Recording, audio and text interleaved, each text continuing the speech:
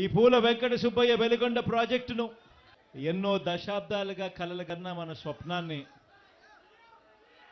మన కళ్ళ ఎదుటే ఈరోజు పూర్తయిన పరిస్థితుల మధ్య ప్రకాశం జిల్లా, నెల్లూరు జిల్లా, కడప జిల్లాలోని ఫ్లోరైడ్ బాధిత కరువు పీడిత మెట్ట ప్రాంత ప్రజలను వాళ్ళ దాహార్తిని తీరుస్తూ సాగునీరు కూడా అందించే ఒక గొప్ప కార్యక్రమం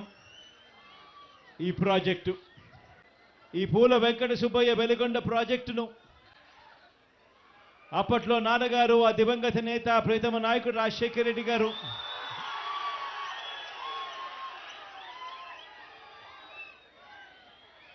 ఈ ప్రాజెక్టుకు సంబంధించి ఆయన శంకుస్థాపన చేసి ప్రాజెక్టు పనులు మొదలు పెడితే ఈరోజు ఆయన కొడుకుగా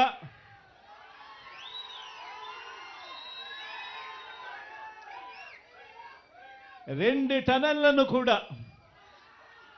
ఒక్కొక్క టనల్లు దాదాపుగా 18 కిలోమీటర్లు పైచిలుకు ఉన్న ఈ టనళ్లను, 2 టనళ్లను ఆయన కొడుకే పూర్తి చేయడం, ఆయన కొడుకే జాతికి అంకితం చేయడం నిజంగా ఇది దేవుడు రాసిన స్క్రిప్టే అని చెప్పడానికి ఇంతకన్నా వేరే నిదర్శనమే అవసరం లేదు.